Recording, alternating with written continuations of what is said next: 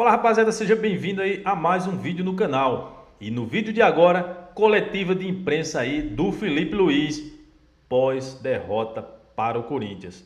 É isso mesmo, Flamengo perdeu a Supercopa Rei por 2-0 e na minha opinião foi pouco. Antes, inscreva-se no canal, deixe o seu like, deixe o seu comentário, ative as notificações, compartilhe esse vídeo. Aqui você encontra notícias, react, lives e muito mais a respeito do mais querido do Brasil. E o Flamengo ontem, na tarde de domingo, perdeu por 2-0 para o Corinthians pela Supercopa Rei. Na minha opinião, como eu já falei, poderia ter sido 3-4 simplesmente. Por quê? Flamengo volta a apresentar um futebol horrível. Simplesmente não estreou ainda em 2026. Deixou aquele futebol campeão de Libertadores, de Brasileiro, lá em 2025. Vamos conferir aqui a coletiva de imprensa do Felipe Luiz após essa derrota. Terceira derrota consecutiva do Flamengo. E a de ontem, pessoal, valeu o título, hein? Valeu o título aí da Supercopa Rei. 2-0 para o Corinthians, teve gol anulado, que na minha opinião estava em posição legal, mas nem replay de VAR teve, né? Deixa eu só compartilhar a tela aqui com vocês para a gente conferir aqui o que o Felipe Luiz falou na coletiva.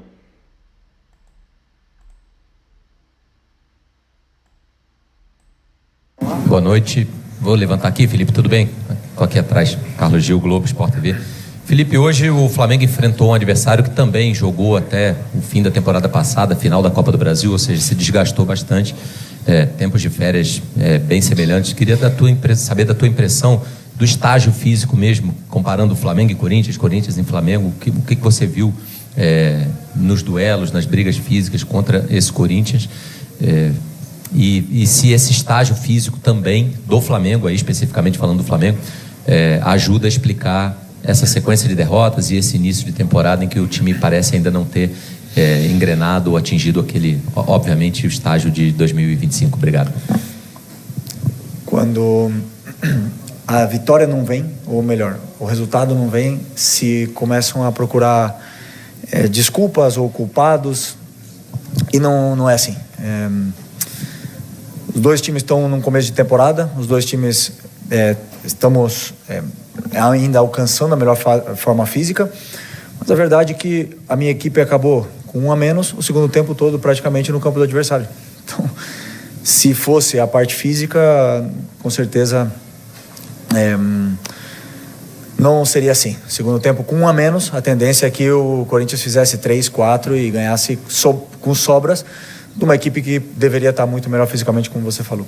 E não é o caso. Eu gosto de ser muito frio e com as análises. Cada derrota que você falou tem contextos diferentes, todas elas. O jogo do Carioca teve um contexto de um time totalmente mesclado. A derrota do Brasileiro aconteceu fora de casa e é importante deixar claro que nós não vamos ganhar sempre. A expectativa é muito alta, com certeza. Queríamos vencer hoje. E como eu falei, esse elenco incrível nos dá a possibilidade de lutar por títulos, não garante ganhar, e sim, mas o que nós temos que fazer é o que os jogadores fizeram hoje, que é lutar até o último segundo e deixar tudo no campo, e depois acho que essa é a forma de mais se aproximar da vitória possível. Felipe, aqui, sua esquerda, Roque, coluna do Fla.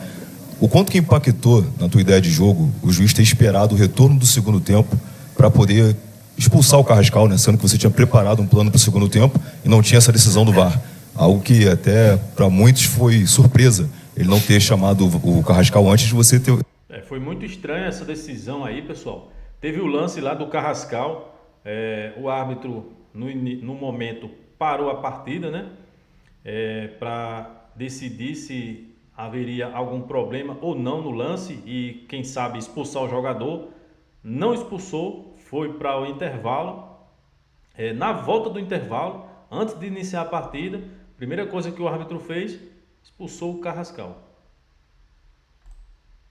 Retornado. Quanto que impactou a tua ideia de jogo essa expulsão nesse retorno? Nunca tinha visto isso na minha vida. Não sei se já tinha acontecido em algum outro lugar, mas nunca tinha visto algo assim. Porque os jogadores ficaram esperando no campo e voltaram para o vestiário como que o lance foi revisado. Então preparamos todo o plano para jogar 11 contra 11. Depois, quando eu vi que ele foi pro VAR, que já poderia acontecer, já comecei a pensar numa estratégia de algum recurso para tentar jogar melhor, e o time conseguiu ainda ficar com a bola, tentar empurrar o Corinthians para a área deles o máximo possível, mas com certeza melhor não falar. Não quero dar desculpa da derrota, não quero falar nada disso, dar desculpa nenhuma, mas nunca tinha visto. Felipe, aqui, tudo bem? Direita, Pedro Torre, ESPN. Em 22 o Flamengo também saiu multicampeão, e quando voltou em 2023 encontrava muitos adversários com o Corinthians hoje, muito mobilizados para desafiar um time multicampeão, e agora emplaca 3 derrotas consecutivas. Claro que o ambiente não fica dos mais agradáveis. Você que foi seu último ano como profissional, o que dá para aprender de 2023 para tentar corrigir a rota em 2026 agora nesse momento? Obrigado. Que não tem nada a ver uma temporada com a outra. Como eu falei, são derrotas com contextos diferentes. Eu tenho que ser sincero com a análise. Até o gol do Corinthians, que foi de escanteio, a gente também teve uma chance muito clara de escanteio, igualzinha do Corinthians, e a bola não entrou. E nosso time estava bem no jogo. Eu tenho certeza do que eu estou falando. O time estava bem, o plano de jogo estava entrando, os jogadores estavam encontrando soluções, estavam pressionando, o Corinthians não conseguia jogar. E o gol do Corinthians veio num escanteio, igual que veio no escanteio na final da Libertadores pra gente. O futebol é essa linha fina entre a vitória e a derrota. O que eu sempre peço para os jogadores é que eles continuem e sigam o plano o máximo possível para tentar que esse é o caminho até a vitória. O Corinthians também tem méritos, também preparou, estudou, tentou nos neutralizar. Foi um jogo muito igualado, e eu prefiro pensar assim, como eu falei, foi uma derrota que... Se começar agora a comparar 2023, e aí sim, vai começar a crise, catástrofe, e eu preciso justamente do contrário, de estabilidade, de tranquilidade, entender por que perdemos esses jogos e continuar com o apoio do torcedor, porque quarta-feira tem um jogo muito importante e precisamos mais do que nunca do apoio deles. Felipe aqui, Sidão Marinho da Litoral News.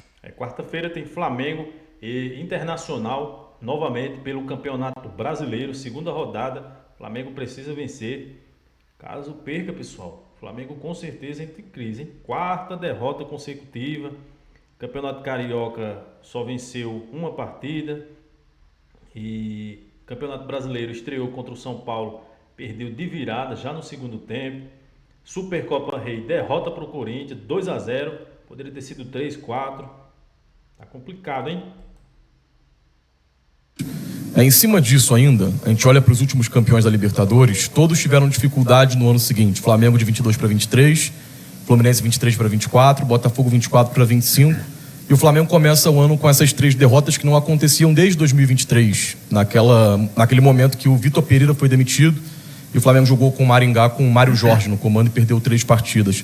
Qual o recado que você pode passar para o torcedor nesse momento, que obviamente está preocupado com a temporada, porque não esperavam o Flamengo começar o ano primeiro jogando muito bem contra o Vasco, mas depois com 3 atuações com resultados ruins? Muito bem, com resultados ruins. Isso é importante que seja falado, porque o Flamengo não está jogando mal. Eu não consigo dizer, por exemplo, que a derrota para o São Paulo tenha sido justa. Não consigo dizer, por exemplo, que o resultado hoje tenha... Eu acho que o Felipe Luiz assistiu outra partida, pessoal. Segundo tempo do Flamengo contra o São Paulo, o Flamengo não fez nada, pessoal. Não finalizou, o time só fica tocando ali, próximo à grande área, toca, volta no meio, volta no goleiro, volta para o meio, chega na grande área, volta para o meio, não finalizou. Ele viu outra partida então, pessoal, na minha opinião, né? Do primeiro tempo, né? Depois do segundo tempo, o contexto todo levou ao que levou. Que o resultado do primeiro tempo tenha sido justo. Como eu falei, são jogos igualados, não existe jogo fácil, e eu não tenho que passar mensagem para o torcedor, eu tenho que trabalhar, e é o que eu falei para eles, trabalhar, quanto pior a situação, o único caminho que nós temos é trabalho, para voltar a vencer. E o recado para o torcedor, ele tem que ser passado dentro do campo, com entrega, com dedicação, do jeito que está acontecendo agora, e tem que aumentar ainda mais. É isso que eu prefiro falar para o torcedor, que eles olhem o time dentro do campo e depois julguem. Felipe, boa noite. A gente viu Hoje o Paquetá reestreando pelo Flamengo, né? Nesse retorno dele. Teve pouco tempo de treino, mas já pôde fazer essa reestreia. Como você disse, no segundo tempo, o Flamengo, mesmo com um a menos, empurrou o Corinthians, criou algumas chances, teve a chance do Pulgar e teve no último lance ali a chance do Paquetá, que poderia ter mudado o rumo da partida. Como que você viu esse lance ali de fora, conversou com o Paquetá? E sobre o Paquetá, como que você enxerga ele dentro desse time do Flamengo? Né? Um cara que pode fazer várias posições, você pensa em variar, como que você está planejando aí a volta do Paquetá? Um jogador muito diferente, né? Muito acima da média. É um jogador que nos vai dar muitas soluções para a equipe, principalmente com essas defesas assim, que com marcação individual. É um jogador que não perde bola. Hoje o Corinthians individualizou bastante a marcação. A gente sabia disso e, por exemplo, o Pedro foi um escape, era uma ideia ter um escape com ele o tempo todo, porque é um jogador que sustenta muito bem a bola. O Paquetá outro. Além disso, o Paquetá joga em várias outras posições e com o número de jogos e o calendário que a gente vai ter, precisamos desses jogadores que consigam fazer várias posições e funções diferentes, mas é um jogador que eleva muitíssimo o nível dessa equipe. Felipe, Raiza Simplício aqui. São 3 derrotas seguidas e 6 gols sofridos, né? O número de gols sofridos chama bastante atenção, levando em consideração que a gente viu do Flamengo no ano passado, um time que sofria poucos gols. Você disse que hoje não foi a questão da parte física, até pelo segundo tempo que o Flamengo fez com um jogador a menos. O que está acontecendo, então, na tua visão? Por que o Flamengo emplacou essa sequência ruim e está sofrendo um número maior de gols nesses jogos? Como eu disse no jogo cada jogo tem um contexto diferente, cada gol que a gente sofre tem um contexto diferente. Meu trabalho é analisar o que acontece no campo e, por exemplo, hoje tomamos 2 gols, como você falou, e é verdade. Um gol de escanteio, na qual a gente trabalha, mas o adversário teve mérito porque foi uma jogada ensaiada no limite da falta no Varela. Mas foi um mérito também do adversário, que fez uma jogada boa. E um gol no último minuto, com o time todo desconfigurado, com o Léo no ataque e tudo mais. Então, eu não posso olhar para os dados e falar 2 gols. Eu tenho que olhar que erros minha equipe está cometendo defensivamente. E não tem nada que me assusta, porque os erros que estamos cometendo são erros iguais que o ano passado. A diferença é que a bola nossa não entrou, a deles entrou, porque a do Paquetá no último minuto foi para cima e a do Yuri entrou. Essa está sendo a diferença. A hora que virar a moeda, que o futebol são fases, que a gente voltar ao caminho da vitória, os erros continuarão acontecendo e eu estarei sempre corrigindo na vitória ou na derrota. Então esse como eu falei, eu tenho muita tranquilidade para poder e discernimento para poder falar para os jogadores o que realmente está acontecendo e erros defensivos reais são poucos os que me preocupam. Felipe, boa noite. Bruno Castanha. Falando especialmente do primeiro tempo, você acabou de citar a questão do Pedro, a escalação, de sustentar aquela bola que vem do Rossi, principalmente, uma jogada que o Flamengo já fez várias vezes. Mas não faltava alguém para atacar essa profundidade várias vezes ali, o Carrascal, o próprio Arrascaeta, ou o Pedro Mara, a maioria das vezes, que dominava essa bola e ninguém passava para poder receber essa bola no ponto futuro. E aí, se me permite também, queria fazer uma pergunta sobre o Cebolinha, sendo um dos destaques nesses primeiros jogos do ano, onde você optou por uma escalação diferente, com o Carrascal jogando pelo lado esquerdo, e o Cebolinha só entrou também já no final do jogo. Queria que você falasse um pouquinho qual foi a sua opção, a sua escolha por isso. Obrigado. Primeiro, você tem razão sobre a profundidade, atacamos pouco a profundidade, mas é verdade que o Corinthians defende de uma forma individual e defendem de trás para frente, quase não deixam espaço para você atacar a profundidade, com exceção de alguns lances que eles individualizam e existe a oportunidade. Você tem razão na qual você falou que falta atacar. O perfil dos nossos jogadores temos poucos que atacam. O Bruno teve uma virose, não estava também em condições de começar. E a escalação que eu pensei para o ataque foi a que eu achava que era melhor para o plano de jogo que tínhamos. Os jogadores que têm muita qualidade para sair dessa pressão individual. O Carrascal queria que ele viesse por dentro para gerar superioridade e que ele fixasse e pudesse liberar o Arrascaeta em alguns momentos para o Arrascaeta ter mais tempo, e sabendo que o Cebolinha poderia entrar numa situação de 11 contra 11, com o Mateuzinho mais cansado já de ter que defender e com menos força para pressionar, e aí o Cebolinha poderia fazer um jogo mesmo que ele fez nos últimos jogos, entrando no segundo tempo, que eu penso também no segundo tempo. Então todas as minhas decisões foram pensadas sempre no plano de jogo. Não acerto sempre, com certeza não, mas sempre pensando no que é melhor para a equipe. Felipe, aqui, hoje completam 20 dias que a equipe se reapresentou para a temporada. Acredito que você ainda está num trabalho de pré-temporada com a equipe, até usando esse tempo para poder corrigir alguns erros e algumas questões que precisam ser corrigidas. Queria saber de você, quanto tempo mais você precisa para colocar a equipe do jeito que você quer colocar, tanto na questão física, tanto também na questão tática. Obrigado. Bom, já sabemos que aconteceu uma mudança e é natural. Eu agora, nesse momento, posso te dizer que, claro que cada jogador tem uma individualidade. Por exemplo, o Paquetá não vinha treinando, alguns jogadores demoram um pouco mais, o Léo Ortiz joga melhor com sequência de jogos, o Léo Pereira também. Então, todos eles vão pegando o ritmo conforme vão jogando. Tem uns que já chegaram bem, outros que não chegaram tão bem. Mas nesse momento, agora daqui para frente, para mim, não tem desculpa. Já acabou a pré-temporada, já estamos em plena competição. E eu espero o máximo nível dos meus jogadores, que para mim a minha exigência é o máximo que eu já vi eles performar. E essa é a minha guia, a minha régua para poder exigir deles. Felipe aqui. Boa noite, Rafael Aracaque do Flavoz. Você acha que ter antecipado, né, o elenco principal antes do previsto tem prejudicado na performance, ou na performance não, mas nos resultados que vem apresentando, né? Essa semana agora já tem jogos importantes, né, o Internacional e o... Flamengo que teve que mudar todo o planejamento, né, pessoal, para utilizar os jogadores aí principais no Campeonato Carioca, devido aos maus resultados da equipe Sub-20 e Sub-21. Na minha opinião, o Flamengo deveria ter liberado alguns atletas que não estavam sendo utilizados lá no início de dezembro, poderia ter sido até dia 1º de dezembro, já que esses atletas não iriam ser utilizados mesmo, casos como Alan, Michael, outros atletas ali, Everton Araújo, por exemplo, poderia ter sido liberado, né, tirado férias aí de dezembro e retornariam aí no início de janeiro, e esses atletas estreariam no Campeonato Carioca. O Flamengo não fez isso, voltou todos aí, os principais, dia 12 de janeiro, né, e utilizou Sub-20 e Sub-21 no Campeonato Carioca, desde o início.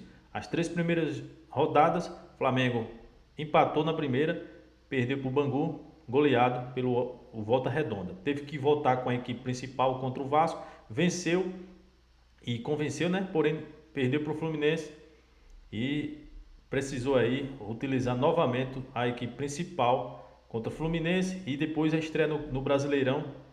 A equipe já não mostrou também um bom futebol, foi derrotado. Ontem, novamente, derrotado para o Corinthians. Tudo isso implica, né, na mudança de planejamento. Felipe Luiz tinha um planejamento, a diretoria resolveu utilizar a equipe principal devido aos maus resultados no Carioca. O próprio Sampaio Corrêa? Não sou uma pessoa de me lamentar e falar o que poderia ter feito. Claro que aprendo dos meus erros, mas eu gosto de solucionar, não de lamentar. É a solução daqui para frente. O que eu posso fazer daqui a quarta-feira para recuperar meus jogadores, tanto física como animicamente, para poder que eles possam fazer um grande jogo e recuperar o carinho do torcedor, que é o que queremos.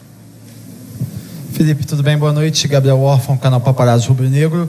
Felipe, quero te perguntar sobre um jogador específico, mas falando um pouco da questão física dele, que é o Alexandre, que chega à sua 4ª partida consecutiva. Enfim, teve jogo que ele jogou 45 minutos, 50 minutos, o jogo todo. Como é que está a situação física na lateral esquerda, né? Porque a gente vê que não é tão comum o Alexandre, por conta da idade, por tudo que já viveu, ter uma minutagem tão grande assim. A gente tinha o Ayrton Lucas com a pubalgia, acabou entrando hoje no fim do jogo. Como é que está essa situação física, especialmente da lateral esquerda? Obrigado. Ele está bem, jogou os 4 jogos, não teve queixas.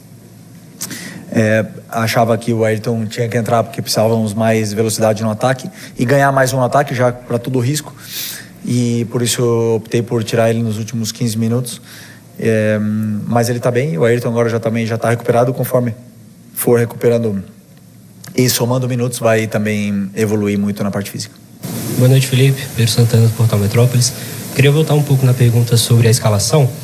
O Paquetá estreou hoje, estreou vindo do banco. Se você também comentou sobre o Cebolinha, queria te perguntar se você já tem em mente quem você vai utilizar no ataque por restante da temporada, se vai ser algo fixo, se você pretende ter o Paquetá como titular, tendo em vista o investimento que fizeram, ou se vai ser em formato de rodízio durante a temporada. Não é rodízio. Para mim, eu gosto da competição entre os jogadores, competição interna entre eles. E conforme eles vão falando e as sensações que eu vou tendo, juntamente com as características que a equipe precisa, eu gosto dessa concorrência e competição interna. Obviamente que eles não vão conseguir jogar todos os jogos, o Arrascaeta não joga todos os jogos, o Pedro não joga todos os jogos, então eu tenho que ir aí fazendo certos ajustes pontuais para poder sempre fazer o que é melhor para a equipe. Felipe aqui, tudo bem? Boa noite, Júlio Miguel Neto, Rubro News. Felipe, na sua única vitória, né, que foi contra o Vasco da Gama, você usou a sua oratória dizendo que não te surpreendeu com a vitória em relação ao Vasco, porque o time desempenhou um bom papel, né, tinha aquela sua memória tática bem incluída nesse jogo. E nos últimos 3 jogos o Flamengo perdeu, parece que nesse sentido ficou meio confuso o jogo em si, dos 3 jogos que o Flamengo perdeu. Ficou um pouco distante do que foi contra o Vasco, né? A imprensa, inclusive, ficou até bem maravilhada com o jogo que o Flamengo desempenhou naquele jogo. O que fazer para tentar resgatar, nesse momento de 3 jogos, esse bom futebol que ficou apresentado contra o Vasco? Deu uma impressão muito boa para a torcida, para a imprensa, e que nos últimos 3 jogos deixou a desejar. O torcedor do Flamengo não sabe qual é o verdadeiro Flamengo. Se foi o que jogou contra o Vasco ou o que teve esses 3 revés. Você mesmo falou, foram derrotas, não foi desempenho. Mas o desempenho foi abaixo no comparativo em relação ao Vasco da Gama. E, se você me permite, um contraponto, você falou sobre disputa, né? Manter a disputa no alto nível. O Flamengo perdeu alguns atacantes numericamente. E o Pedro é um atleta que também parece estar bem abaixo, né? Início de pré-temporada, como você mesmo disse. Você não vê a necessidade de ter um jogador, um atacante, para ali brigar a posição, porque recentemente o Boto disse que se tiver que contratar só por contratar, não vai ser feito assim. Não é uma carência que esse elenco tem? O Flamengo não precisa de mais um atacante? Essa é uma pergunta para a direção esportiva. Eu participo, claro, da montagem de elenco e a gente sempre está olhando o mercado e procurando reforçar as posições o máximo possível, e o ataque com certeza é uma delas. Não é fácil achar atacante e os atacantes que valem o que valem, a maioria deles não quer vir para o Brasil. Não é fácil reforçar essa posição. Mas, com certeza, não só o Boto, senão como toda a equipe de scout do clube está olhando diariamente o mercado em busca desses reforços para o nosso elenco. Eu já esqueci a outra... do desempenho. Como eu falei, cada jogo teve o seu contexto.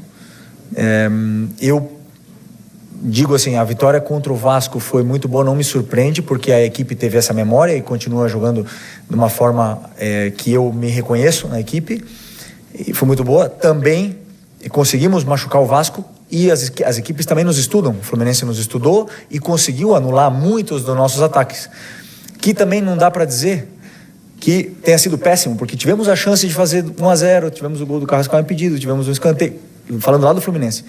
Contra o São Paulo, nosso primeiro tempo foi muito superior ao São Paulo. Chegamos muitas vezes, tivemos chance de gol, fizemos 1-0 e aí eu...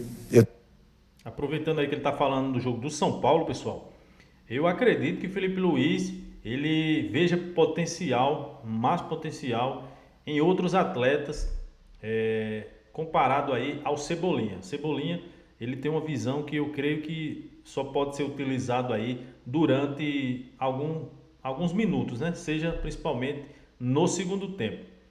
Por quê?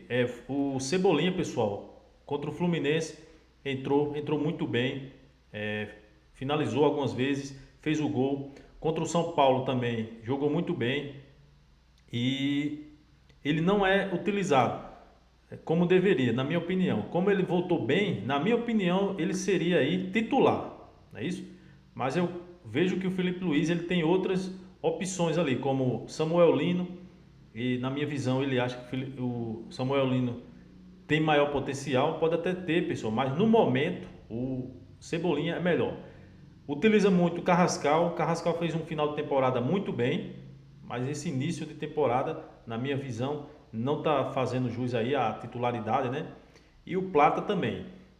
Outro atleta que está tendo chance novamente, fez um final de temporada até aquelas expulsões, lembram aí da Libertadores, prejudicou bastante o Flamengo. Ele está voltando agora a ser utilizado e também não está aproveitando. E o principal aí, pessoal, que eu vejo que não está tendo oportunidades de início e que, na minha opinião, deveria também, é Luiz Araújo. Luiz Araújo foi o atleta aí que mais atuou pelo Flamengo, juntamente com o goleiro Rossi, o ano passado. Não está sendo aproveitado e ele fala justamente agora reforços. E é para esse setor, né, pessoal? Aí já fica o quê? Muitos atletas para um setor somente, né? E ainda tem Bruno Henrique, hein, pessoal? Tem Bruno Henrique ali. Vamos contar. Samuel Lino, Cebolinha, Bruno Henrique, Plata, Carrascal, Luiz Araújo. 6 atletas para 2 vagas, pessoal. Aí chegando mais um atleta, 7 atletas para uma vaga, que eu creio que Pedro não sai, né? É isso aí, vamos aguardar aí o que será decidido pela diretoria, se irá trazer mais um atacante ou não, né? Tenho que analisar, eu tenho que ser sincero com o que eu estou vendo dentro do campo. Depois sim, baixamos, o São Paulo chegou 3 vezes e fez 2 gols. Então, nós não estamos sendo contundentes, né? Não fomos contundentes nas áreas. E hoje outro jogo descontextualizado também. Não acredito que tenhamos sido inferiores, mas você fala do bom de futebol, o adversário também tem mérito em poder tentar anular. Individualizaram no Arrascaeta com o Ranieri, não deixou ele jogar.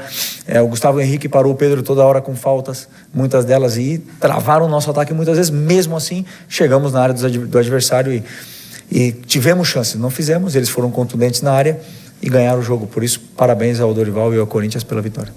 Felipe Luiz, tudo bem? Aqui, Neo Carolino do Correio Brasiliense. Falando um pouco da vinda do Paquetá, há a possibilidade do Arrascaeta jogar, do Carrascal jogar pela esquerda, pensando num time montado ali com o Paquetá também pela direita? Me repete a tua pergunta, eu não entendi direito o teu raciocínio. Ah, sim. Não, com um time com o Paquetá. Dá para imaginar o Carrascal ele pela esquerda, assim como ele jogou hoje, vendo que ele joga ali dos 2 lados? O Carrascal? Sim, o Carrascal joga na direita, na esquerda, no meio.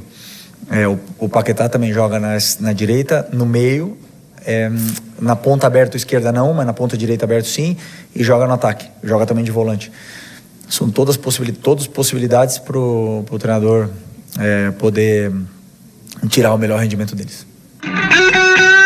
É isso aí, coletiva de imprensa aí do Felipe Luiz, pós-jogo aí, derrota 2-0 para o Corinthians, beleza? Inscreva-se no canal, deixa o seu like, deixa o seu comentário, comenta aqui o que é que você achou dessa partida. Até o próximo vídeo.